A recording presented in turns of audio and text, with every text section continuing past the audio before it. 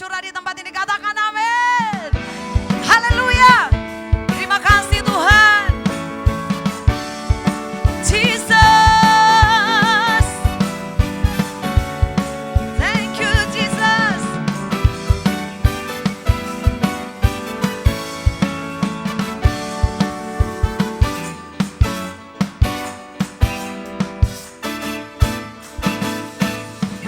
Roh Kudus tercurah di tempat ini, urapannya yang ajaib memulihkan umatnya. Katakan, Roh Kudus tercurah bagi gerejanya, membangkitkan umat pilihan. Katakan, hari inilah harinya Tuhan, saat pembebasan belenggu dosa telah dipakai. Semuanya bersorak bagi Tuhan. Sorakan sama-sama. Yes. Anggur baru tercurah, penuhi umatnya dengan sukacita. Minyak baru tercurah, urapi umatnya, nyata kuasa. Yes, haleluya. Terima kasih Roh Kudus. Glory. Kita sama-sama angkat pujian ini. Roh Kudus tercurah di tempat ini, urapannya yang ajaib memulihkan umatnya. Roh Kudus tercurah bagi gerejanya, membangkitkan umat pilihan. Katakan, hari inilah harinya, saat pembebasan. Katakan, belenggu dosa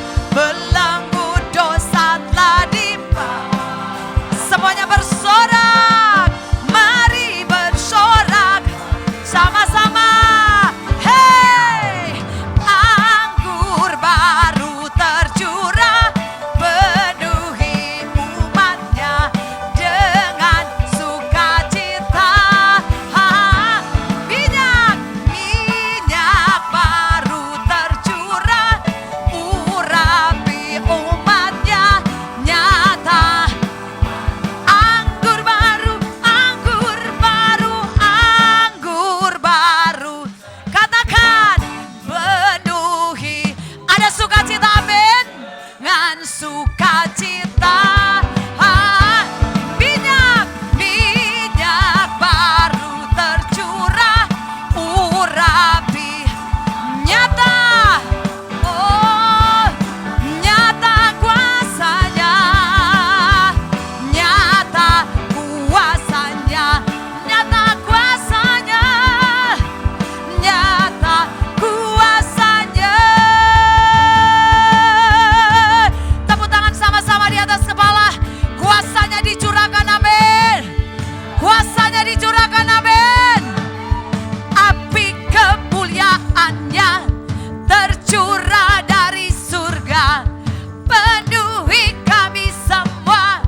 Bangkitlah gerejanya, api kemuliaannya tercurah dari surga. Katakan, beritakan pada bahwa Yesus api kemuliaannya tercurah dari surga, penuhi kami semua. Mari bangkit, api kemuliaan tercurah.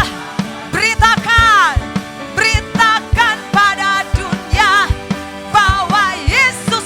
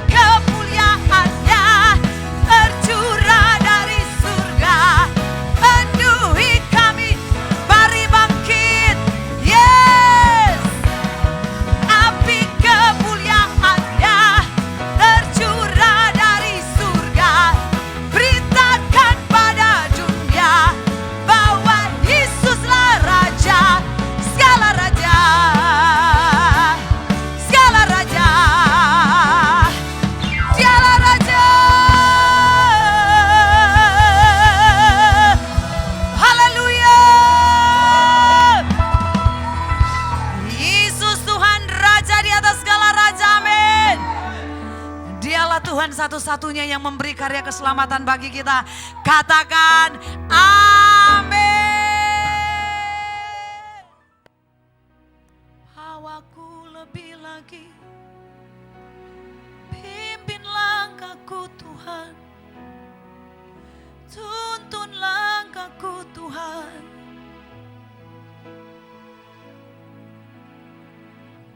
Kami butuh Engkau. Kamu perlu tuntunanmu Tuhan.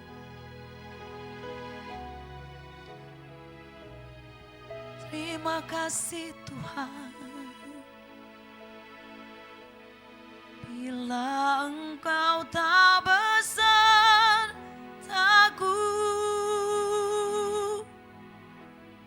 ku tak mau berjalan. Ku perlu Tuhan, pimpin langkahku dengan kasih karunia-Mu. Pimpin langkahku setiap waktu, berjalan dalam Roh-Mu. Nyatakan Tuhan kemuliaan-Mu dan berjalanlah denganku. Bila Engkau tak besertaku,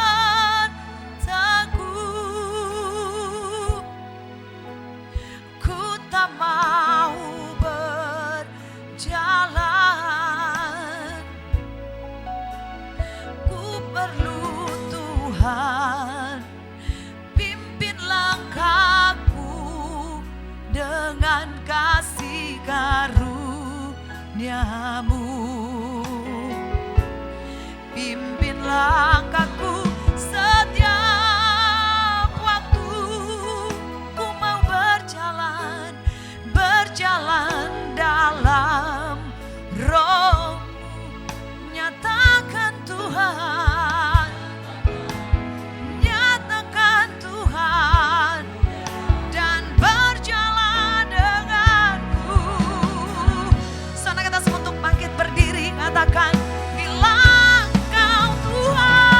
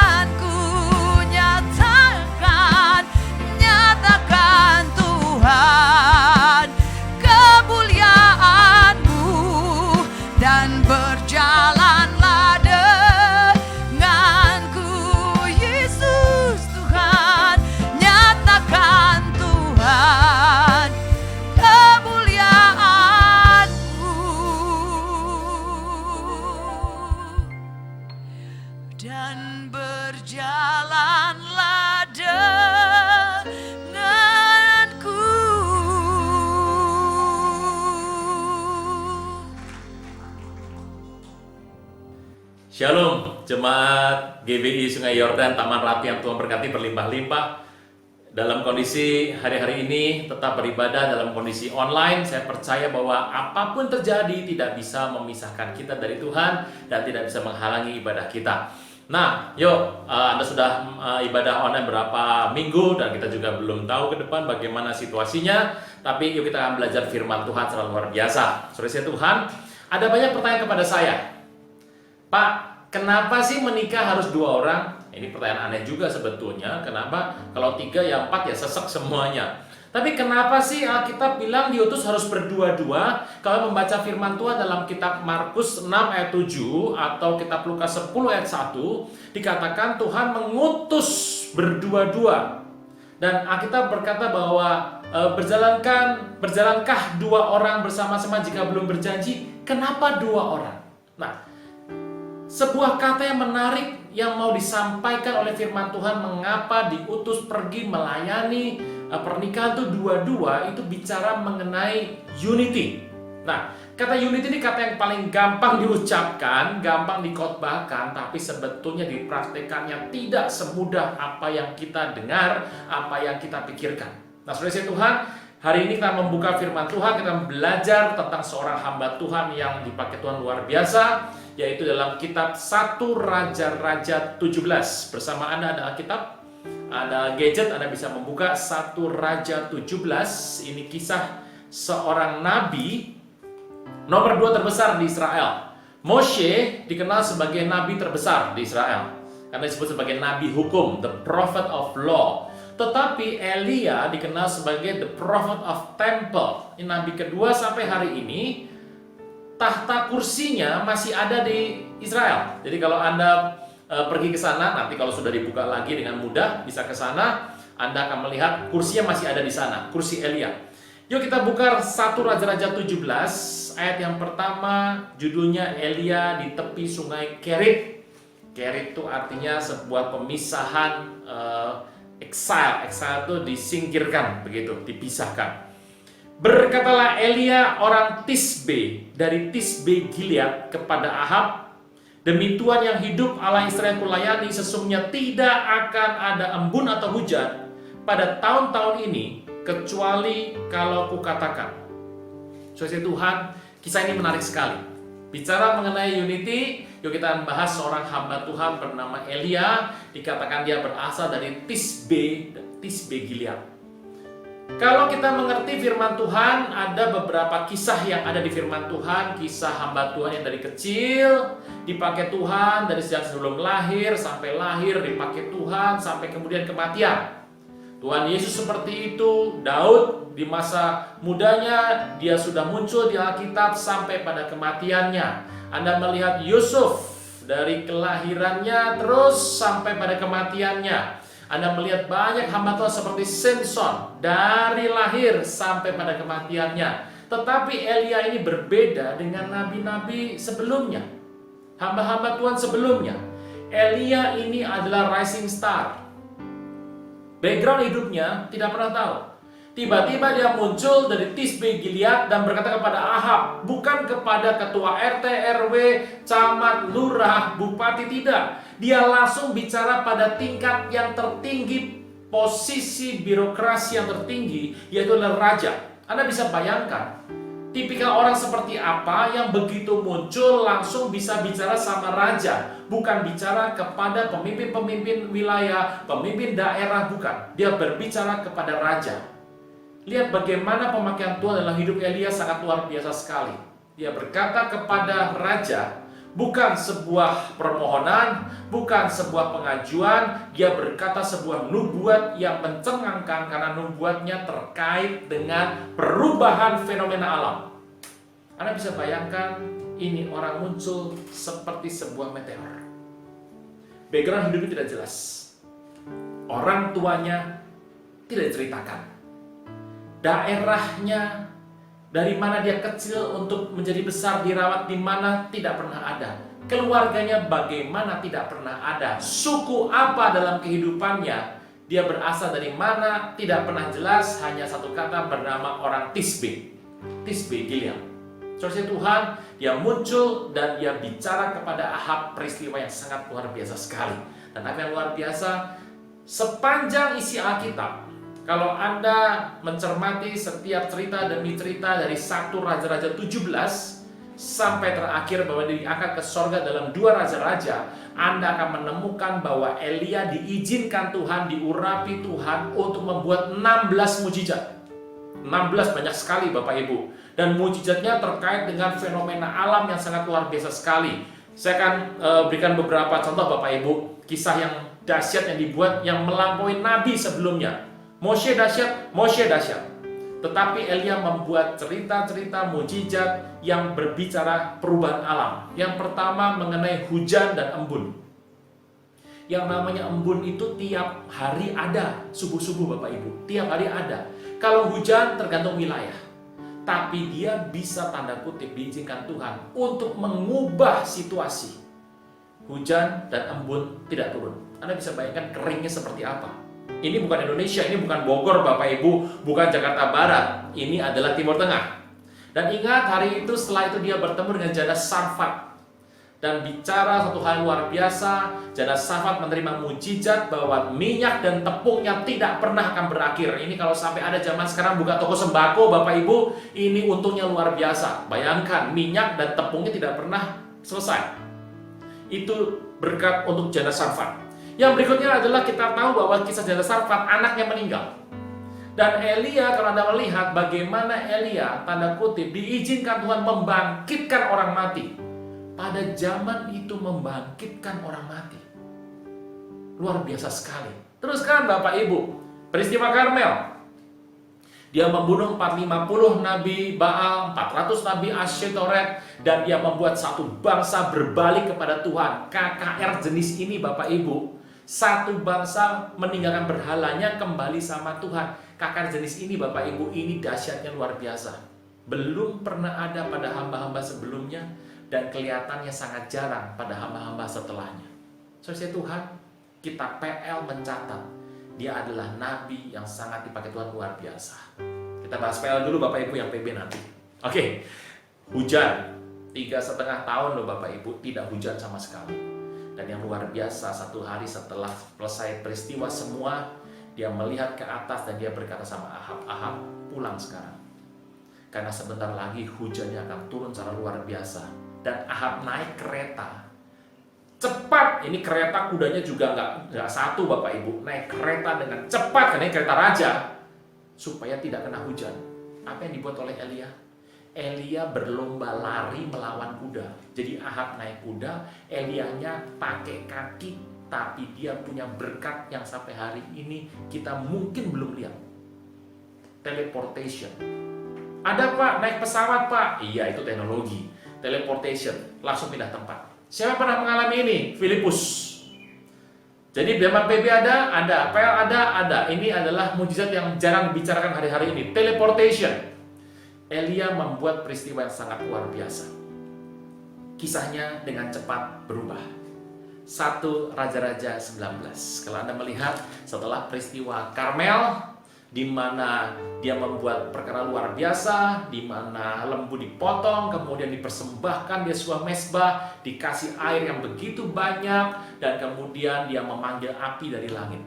Dan setelah api menyambar, pertobatan terjadi di mana-mana. Dan peristiwa itu dengan cepat membuat Elia mempunyai nama yang sangat amat terkenal, sehingga Isabel kemudian sampai harus mengirim WA. Nah, zaman sekarang sudah WA untuk membunuh Elia. Peristiwanya luar biasa sekali, heroik sekali, ditutup dengan sebuah kejatuhan pada ayat berikutnya, 1 Raja 19. Jadi peristiwa muncul, heroik di pasal 18, ayat 19, orang besar ini mengalami kegoncangan. Kita baca firman Tuhan. Anda sudah sering mendengar kisah ini dikhotbahkan, Anda sering mendengar kisah ini diceritakan, mau di sekolah minggu atau ibadah umum. Kita akan lihat sebentar dengan kacamata yang berbeda. Alkitab berkata ayat ketiga, 1 Raja 19 ayat ketiga, takutlah Elia bangkit pergi menyelamatkan nyawanya. Kisah ini digarisbawahi, Alkitab berkata barang siapa ingin selamatkan nyawanya, dia kehilangan nyawanya. Tapi barang siapa menyerahkannya akan mendapat nyawanya sebagai jarahan. Alkitab berkata, ia pergi setelah sampai ke Beersheba. Beersheba, Beer itu sumur, Sheva itu 7, ini sumur sumpah, 7 anak domba yang termasuk wilayah Yehuda. Ia tinggalkan bujangnya di sana. Ia sendiri masuk padang gurun, sehari seperjalanan jauhnya. Duduk di bawah pohon arar dan ingin mati. Anda bisa bayangkan, seorang nabi besar pengen mati. Siapa nabi pengen mati? Ada 2. Yang pertama Yunus. Kenapa mau mati? Saking keselnya luar biasa. Tapi kalau saking dia merasa hopeless dalam hidupnya, gak punya masa depan lagi, mau meninggal, depresi berat, ya Elia. Dikatakan dia berkata, cukup semuanya itu. Bahasanya begitu keras, dia berkata, sekarang ya Tuhan, ambil nyawaku, sebab aku tidak lebih baik daripada nenek moyangku. Saudara Tuhan, dia masuk ke padang gurun, dan dia kembali ke padang gurun. Padang gurun ini tempat menarik loh Bapak Ibu. Alkitab mencatat semua perkara-perkara besar di muka bumi, termasuk pemilihan hamba-hamba Tuhan besar, startnya padang gurun. Ini penting bahwa Bapak Ibu hadirin, engkau dan saya harus berdamai dengan COVID-19. Berdamai bukan berarti kita kemudian nggak musuhan, artinya begini, ya kita hidup berdampingan lah. Tapi saya mau beritahu hari-hari ini, Alkitab, ini orang berbeda. Ini orang berbeda. Alkitab mengatakan dengan jelas bahwa Elia menjadi takut, dia masuk ke padang gurun. Saudara Tuhan, seorang Kristen adalah orang yang berdamai dengan padang gurun. Ini berbeda. Di padang gurun pemilihan Tuhan terjadi, di mana Tuhan menemukan Daud, di mana Tuhan menemukan Moshe, hamba-hamba Tuhan yang namanya Torah turunnya di mana? Semuanya padang gurun. Padang gurun adalah tempat pendidikan Tuhan yang paling luar biasa, yang banyak dihindari oleh Kristen zaman sekarang. Tapi sebetulnya kita harus berdamai dengan padang gurun, karena padang gurun adalah tempat di mana Tuhan banyak sekali menemukan hamba-hambanya, memilih hamba-hambanya, dan menurunkan firman-Nya. Saudara Tuhan, padang gurun. Waktu dia sampai ke padang gurun, dia pengen mati, dia berkata, cukup, aku minta mati. Loh kenapa? Karena aku tidak lebih baik daripada nenek moyang. Berarti jangan-jangan selama ini Elia itu merasa diri better, lebih baik daripada nenek moyangnya. Ya betul. Fakta mengatakan tak dapat dibantah, dan ini fakta yang valid luar biasa. Dia bukan keturunan yang jelas seperti Moshe, orang Lewi. Dia mungkin juga keturunannya tidak jelas dari mana. Beda dengan Daud yang adalah orang Yehuda, suku raja. Keturunan raja ada di sana. Tetapi yang namanya Elia tidak jelas. Tetapi mujizat yang dibuatnya sangat luar biasa, bahkan sampai titik membangkitkan orang mati, dan 16 mujizat sekaligus dibuat secara luar biasa. Bahkan sampai Raja Fasik dan istrinya Isabel semuanya bergetar melihat Elia. Belum pernah ada nabi yang membunuh nabi Baal, nabi penyembah berhala yang lebih banyak daripada Elia. Dia jauh lebih baik daripada nenek moyangnya. Tapi Bapak Ibu, inilah kekristenan. Apapun yang engkau dan saya buat, semua adalah kasih karunia. Apapun yang engkau dan saya buat, semuanya kasih karunia. Makanya Alkitab berkata, kita harus berkata setelah kita melayani Tuhan, aku adalah hamba yang tidak layak. Ya, kata tidak berguna nggak terlalu cocok, karena tidak berguna tuh benar-benar mungkin memang nggak punya kemampuan apa-apa, memang salah kerja, atau memang berantakan kerjanya. Tapi sebenarnya konsep konotasinya adalah aku hamba yang tidak layak. Saudara Tuhan, ini menarik sekali. Inilah kekristenan. Waktu Elia sadar, jadi selama ini jangan-jangan Elia merasa diri lebih baik dari sebelumnya. Masalah utama dalam hidup adalah waktu orang merasa dirinya lebih baik daripada orang lain. Dia merasa lebih hebat, lebih pintar, lebih kaya, lebih kudus. Dan waktu dia menemukan fakta sesungguhnya, Elia mungkin mengalami seperti itu. Hidupnya hancur. Yang membuat orang kadang-kadang stres, depresi, hidupnya hancur adalah sebetulnya tidak mencapai apa yang dia pikirkan. Dia berpikir tentang dirinya sendiri. Pendapat orang dia tidak pikirkan. Nah, saudara Tuhan, ini menarik sekali. Kadang-kadang pikiran kita yang terlalu besar buat diri sendiri. Karena keberhasilan demi keberhasilan, Anda bisa bayangkan Elia buat keberhasilan luar biasa, bahkan sampai Allah pun tunduk kepada dia seakan-akan. Keberhasilan belum pernah ada sebelumnya, ini adalah pionir yang pertama terjadi. Tapi waktu dia mengalami kejatuhan, dia tidak bisa menerima. Kadang-kadang memang kalau kita ngelihat psikologi Bapak Ibu, orang yang sering berhasil kadang-kadang tidak punya kemampuan untuk menerima kegagalan. Akibatnya apa? Depres. Mengejar kesempurnaan dan menjadi depres. Elia mungkin salah satu dari mereka. Saudara Tuhan, apa yang terjadi? Dalam kondisi stres kita tahu bahwa Tuhan itu Tuhan yang tidak pernah meninggalkan umatnya. Dengar ini baik, Tuhan adalah Tuhan yang tidak pernah meninggalkan umatnya. Alkitab berkata, aku tidak akan tinggalkan engkau sebagai yatim piatu. Aku akan pergi kepada Bapa, mengutus Roh Kudus sebagai penuntun, pembimbing, pengayom, parakletos dalam kehidupan kita. Dan yang luar biasa, inilah jawaban Tuhan atas semua kegundahan Elia. Kita lihat firman Tuhan setelah Elia mengalami depresi, ayat ke-9. Firman Tuhan datang kepada Elia dan berkata, apa kerjamu di sini, Elia? Bapak Ibu, Anda orang kerja. Dan orang kerja itu biasanya mengetahui sebuah pertanyaan. Anda bisa bayangkan kalau bos Anda datang kepada Anda dan bertanya, apa kerjamu di sini? Bos itu, direksi, manajer Anda pasti tahu tugasmu adalah A. Jadi kalau dia bertanya kepada Anda, engkau lagi ngapain di sini? Anda sudah tahu, ini pertanyaan sebetulnya adalah sebuah teguran halus. Seperti Anda bertanya sama orang, kamu ngapain di sini? Kata ngapain di sini itu endingnya cerita teguran atau hal negatif.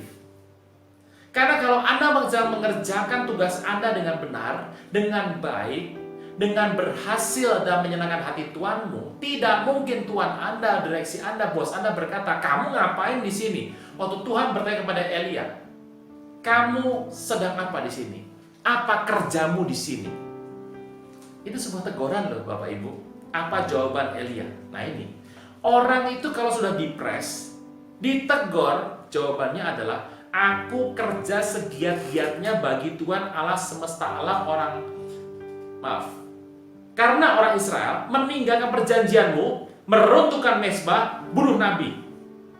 Hanya aku seorang diri yang masih hidup dan mereka ingin mencabut nyawaku. Dia berkata, aku lagi giat buat Tuhan, lagi giat. Kadang-kadang orang yang lagi giat Bapak Ibu tidak pernah merasa dirinya giat. Orang yang ulet kadang-kadang merasa dirinya belum cukup ulet. Orang rajin kadang-kadang tidak pernah sadar dirinya rajin. Orang yang selalu sadar dia rajin, yang sadar dia ulet. Aku ini sudah ulet loh, sudah rajin loh. Jangan-jangan ini orang tidak pernah rajin. Nah, saya tidak tahu Bapak Ibu bagaimana kondisinya. Teruskan. Dan dia mengatakan 3 fakta untuk mendukung pernyataannya. Saudara Tuhan, memang orang depres kadang-kadang punya banyak alasan yang masuk akal, logis dan fakta.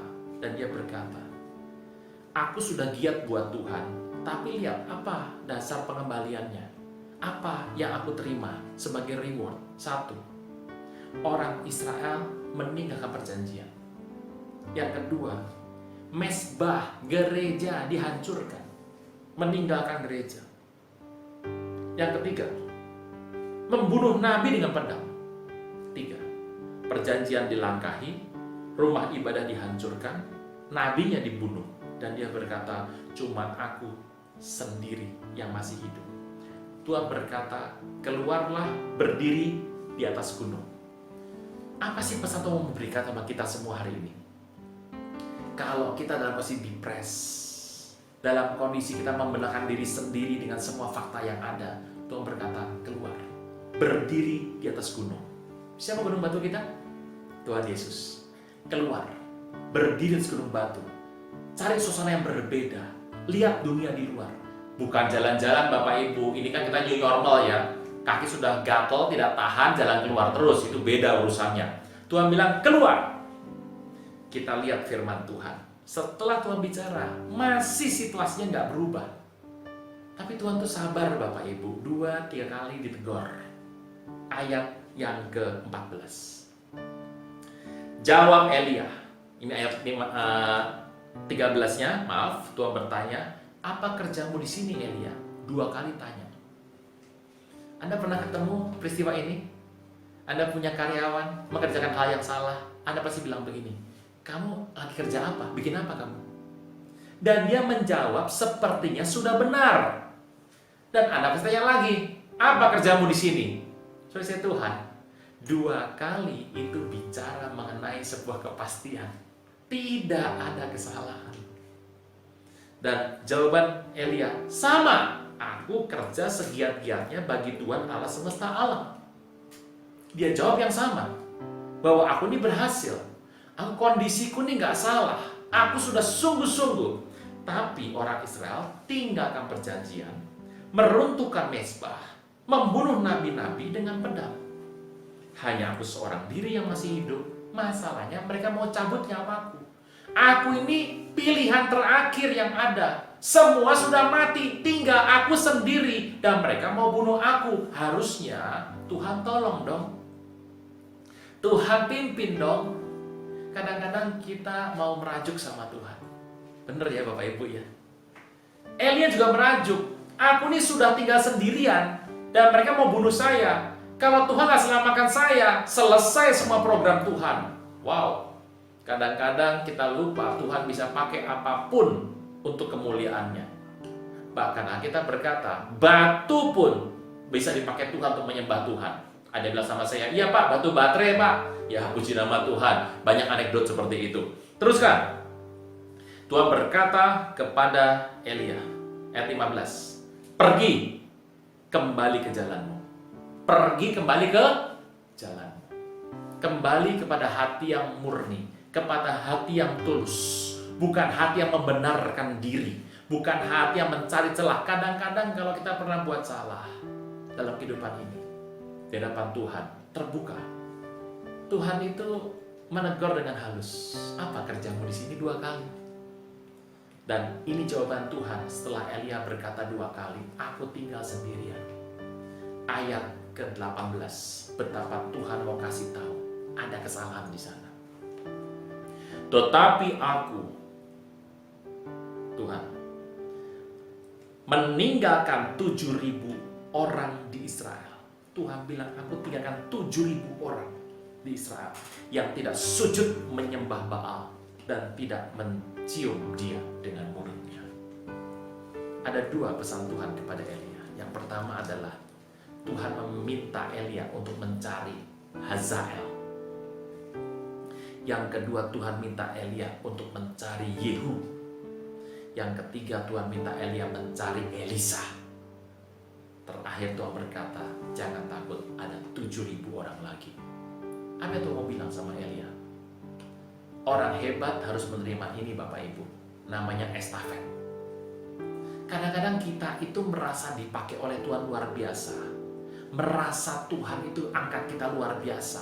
Kita mau selesaikan semuanya sendiri. Kita tidak izinkan orang lain bersama dengan kita. Kesombongan yang tersembunyi.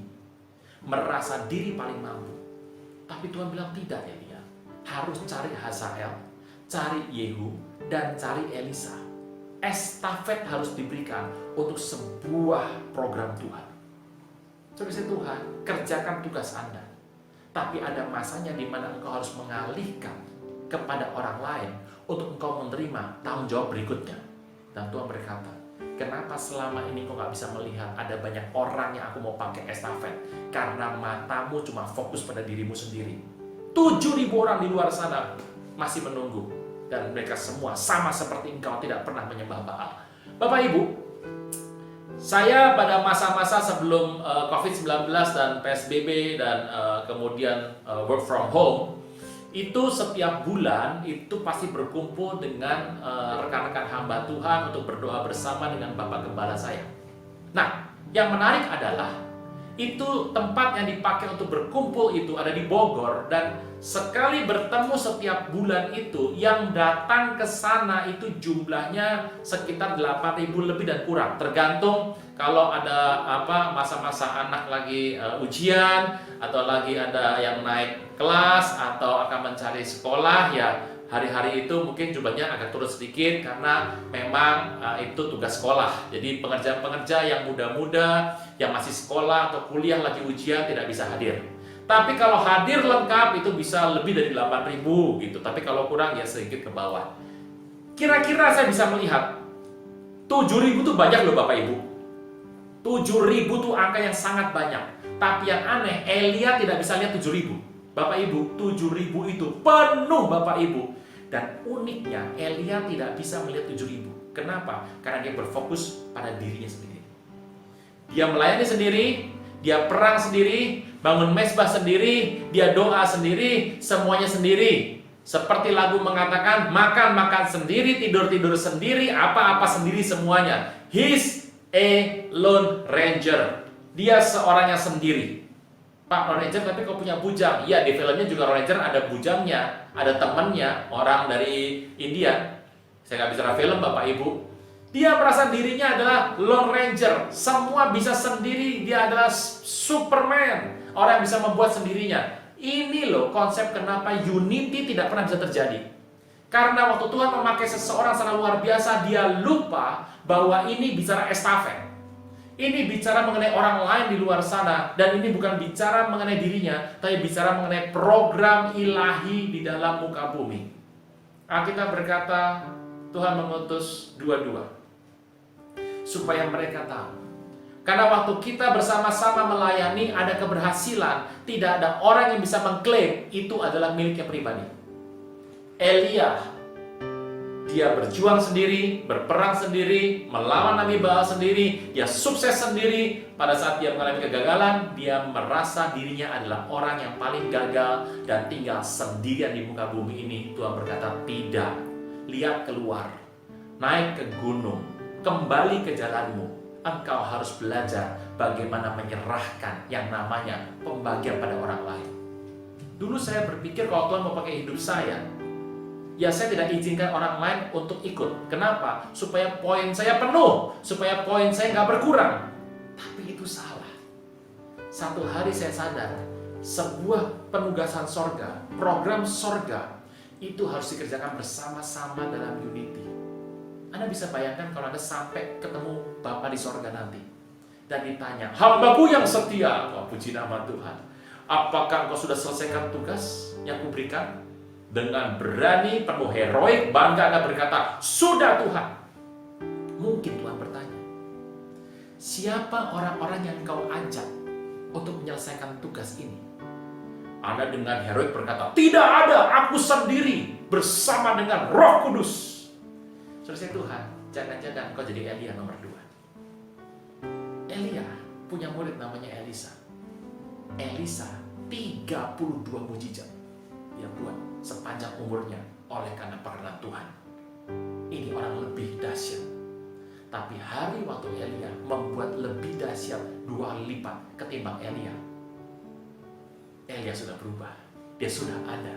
Dia naik, diangkat hidup-hidup. Kenapa? Elia sudah tidak khawatir lagi ada orang yang bisa melampaui dirinya. Karena ini semua tugasnya satu.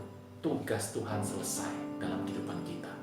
Hati-hati, menggenggam terlalu erat, berpikir bahwa tidak ada orang lain di luar sana, berfokus pada diri sendiri, 7.000 pun tidak terlihat.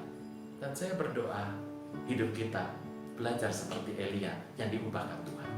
Terus ya Tuhan, ada orang tanya kepada saya, Pak, pola kepemimpinan sorga itu seperti apa? Leadership yang dipertontonkan Tuhan kepada kita itu apa?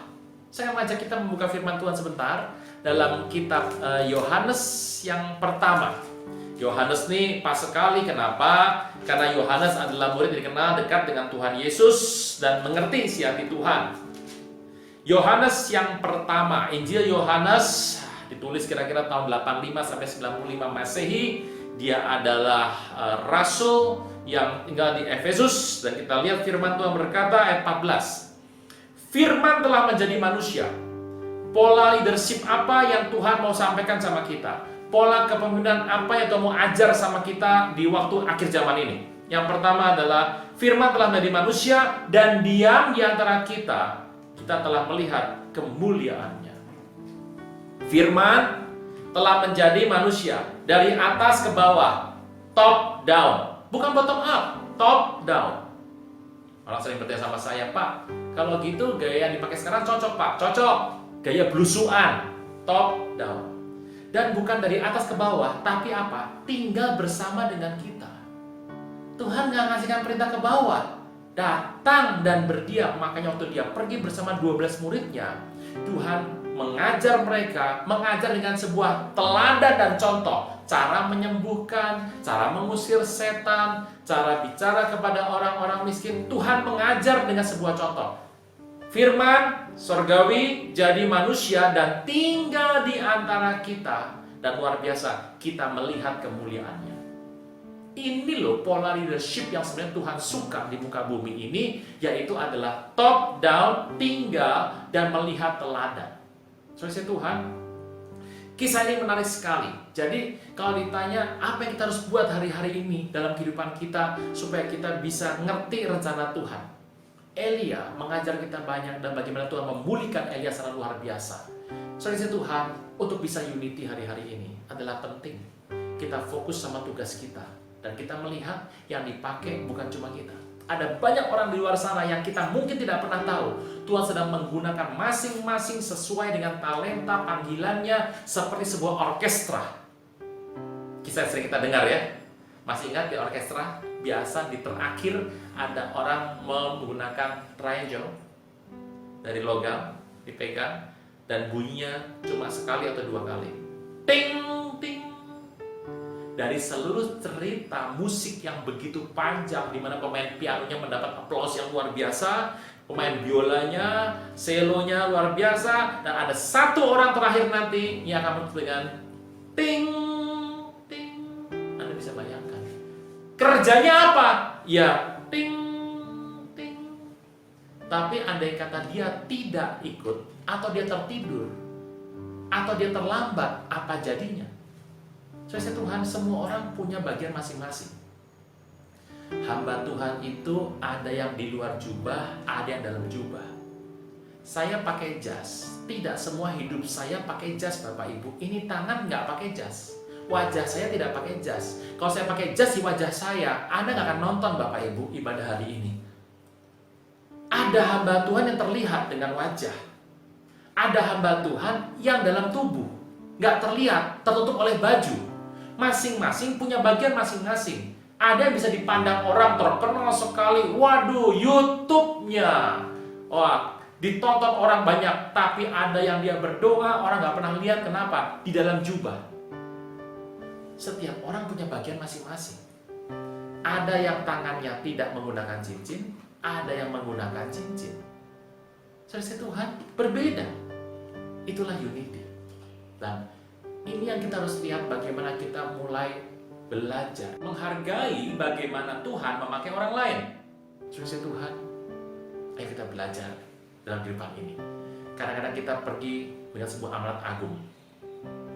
Pergi dengan amanat agung, memberitakan firman Tuhan, menginjil, dan kita bawa jiwa yang belum kenal Tuhan, kita bawa jiwa masuk ke rumah Tuhan untuk berkomunitas. Tapi kadang-kadang kita lupa yang sudah ada di komunitas. Kadang-kadang mulai lepas satu persatu. Terhilang seperti anak sulung yang tubuhnya ada, jasmaninya ada, tapi terhilang jiwanya. Saudara Tuhan, kadang-kadang kita lupa. Kita pergi menghabiskan begitu banyak dana, tenaga, dan doa untuk membawa orang sedapat mungkin amanat agung datang ketemu Tuhan. Tapi kita dengan mudah yang sudah di dalam, dengan mudah kita potong. Saudara Tuhan, sebuah dosa besar yang terjadi hari-hari ini. Tapi saya percaya kita mulai meriset, mengkoreksi diri kembali, supaya kita tidak melakukan hal-hal yang mungkin menyakiti orang lain dan membuang sebuah kebersamaan dalam tubuh Kristus. Saudara Tuhan, ada sebuah riset kecil-kecilan. tentu saja tidak perlu menggunakan yang lembaga formal. Seorang ditanya kepada saya, Pak, dalam masa pandemi ini, bagaimana pertumbuhan kekristenan? Saya bilang luar biasa. Yang mana tuh Pak? Kita bagi. Yang pertama adalah dengan kondisi kita online, ada banyak firman Tuhan yang bisa menembus tembok-tembok gereja, menembus tembok-tembok yang kita buat, dan menyebar dengan cepat dimanapun, kapanpun, dengan banyak orang yang terlibat. Pertumbuhan dari orang yang tidak mengenal Tuhan menjadi mengenal Tuhan luar biasa. Tetapi yang dikhawatirkan juga ada, yaitu orang-orang yang dalam kehidupan ini sudah ikut Tuhan sungguh-sungguh, jangan-jangan mulai kehilangan semangatnya, kehilangan apinya, dan tidak sadar, tanda kutip, keterhilangan pelan-pelan. Jadi hari ini ada dua hal yang kita harus buat, Bapak Ibu. Jaga iman kita sambil kita terus lakukan amanat agung. Kita harus ingat, bukan cuma kita yang dipakai oleh Tuhan. Ada 7.000 orang di luar sana yang Tuhan masih mau pakai. Ada orang yang sudah dipakai Tuhan luar biasa sesuai bidang masing-masing. Oleh karena itu saya percaya unity adalah doa Tuhan Yesus dalam Yohanes 17. Unity, kemuliaan Tuhan akan turun. Dengan unity, kemuliaan Tuhan dinyatakan. Dengan unity, kita menjadi satu, sama seperti Bapa dan Tuhan Yesus adalah satu. Mari buka tangan kita berdoa. Bapa di sorga, terima kasih untuk firman yang kami sudah dengar, sebagian firman Tuhan tentang bagaimana Tuhan masih mau pakai banyak orang di luar sana, supaya hati kami tidak memberanikan diri sendiri, tapi kami juga mengerti bahwa pemakaian dalam kehidupan kami, ada banyak orang di luar sana dipakai oleh Tuhan. Dalam bergandengan tangan kami unity, karena tugas harus selesai dalam waktu yang sangat amat singkat, karena Tuhan datang segera. Waktunya demikian singkat, kami harus pergi selesaikan amanat agung. Dan bersama-sama nanti kami akan menghadap kepada hadirat Tuhan. Dan betapa kami rindu. Tuhan berkata, hamba-hambaku yang setia, masuklah dalam kemuliaan Tuhan. Pada hari itu, kami bersama-sama bisa bersuka cita.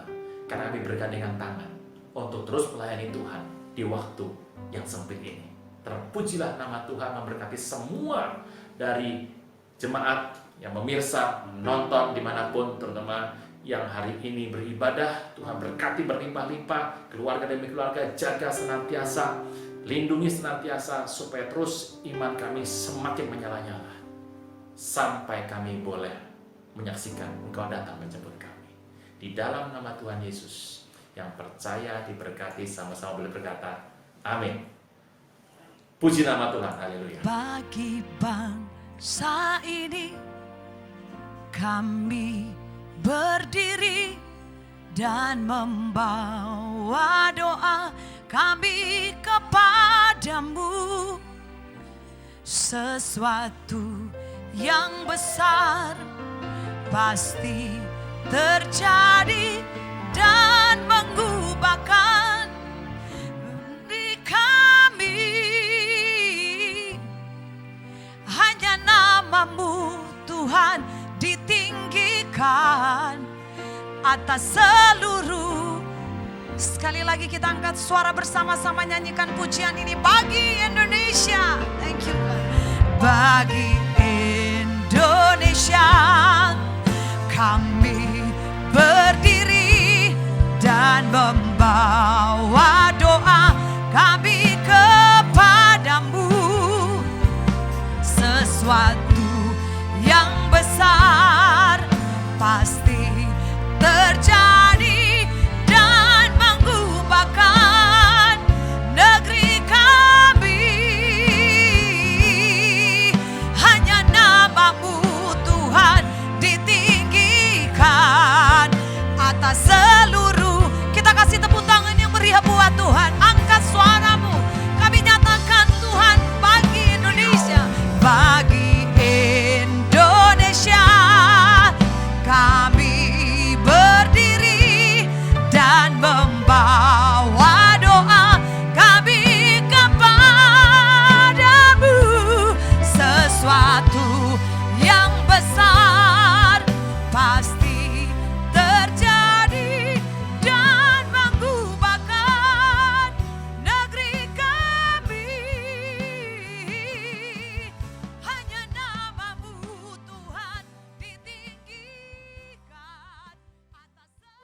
Jemaat yang dikasihi Tuhan, terimalah berkat yang berkelimpahan yang datang dari Bapa Surgawi.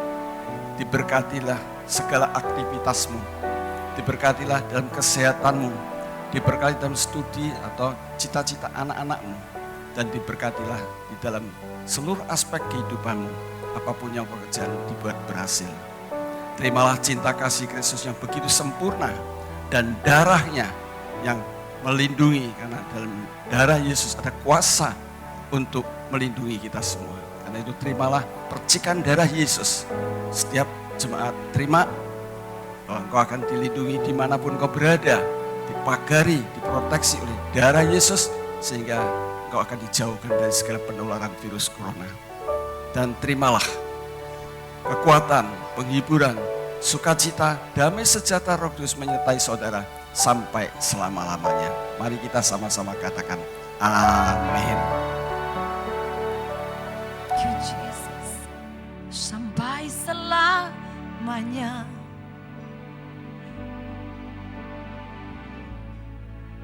Anak domba bertata,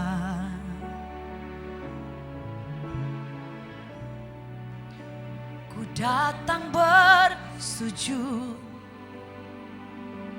menyembah Engkau Tuhan, menyembahmu Tuhan, sampai selamanya, sampai selamanya. Oh Jesus, anak domba bertata. Terima kasih Tuhan, ku datang bersujud dan ku menyembahmu Tuhan. Mari sembah Tuhan, sembah Tuhan. Sampai selamanya, anak domba ku datang bersujud, ku datang bersujud, dan ku menyembahmu sampai selamanya, sampai selamanya. Angkat tanganmu di hadapan Tuhan, katakan anak domba bertata, dan ku datang bersujud, dan ku menyembahmu. Oh,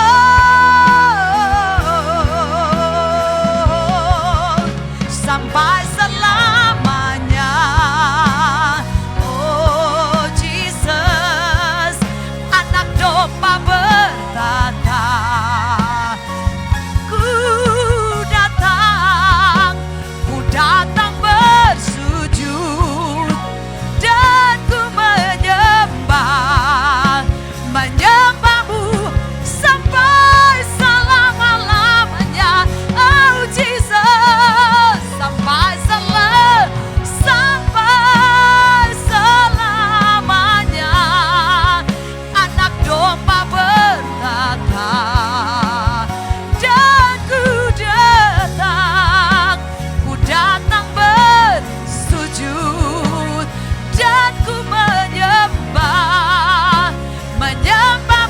Angkat kedua tanganmu, mari sama-sama sembah Tuhan. Sampai selamanya, sampai selamanya, anak domba bertata, dan ku datang bersujud, dan ku menyembahmu Tuhan, dan ku datang bersujud, dan ku menyembahmu. Oh Jesus, kami datang Tuhan, ku datang bersujud. Oh